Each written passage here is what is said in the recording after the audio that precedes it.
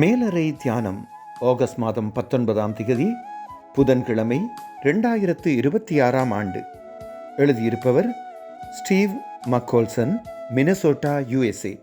தலைப்பு வருமுன் பாதுகாத்தல்.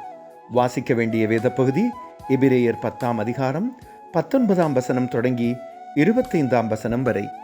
இன்றைய நாளுக்குரிய தியான வசனம் நீதிமொழிகள் 8ஆம் அதிகாரம் 17ஆம் வசனம்.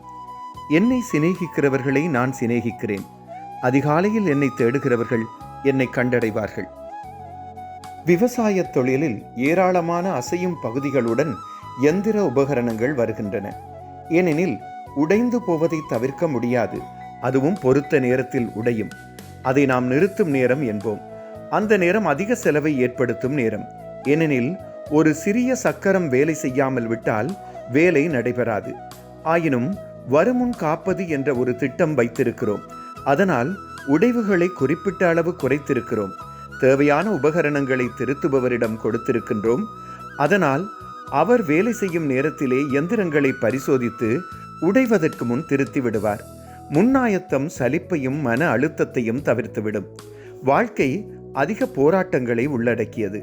அவற்றை எதிர்கொள்ள கடவுளுடனான உறவை நல்ல நிலையில் வைத்திருந்து அவரில் முழுமையான நம்பிக்கையை வைத்திருக்க கற்றுக்கொள்வதனால் தேவையான வசதிகளையும் ஞானத்தையும் கடவுளிடமிருந்து இலகுவாக பெற்றுக்கொள்ள முடியும்.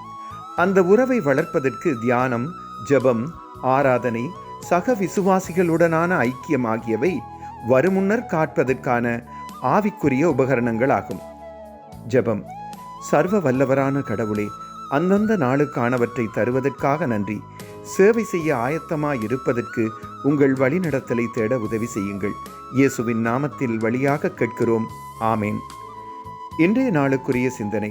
கடவுளுடன் ஆரோக்கியமான உறவை வைத்திருப்பதற்கு இன்று என்ன செய்வேன்? கர்த்தருடைய அன்பும் இரக்கமும் அவர் தரும் பாதுகாப்பும் இந்த நாளில் உங்கள் அனைவரோடும் கூட இருப்பதாக.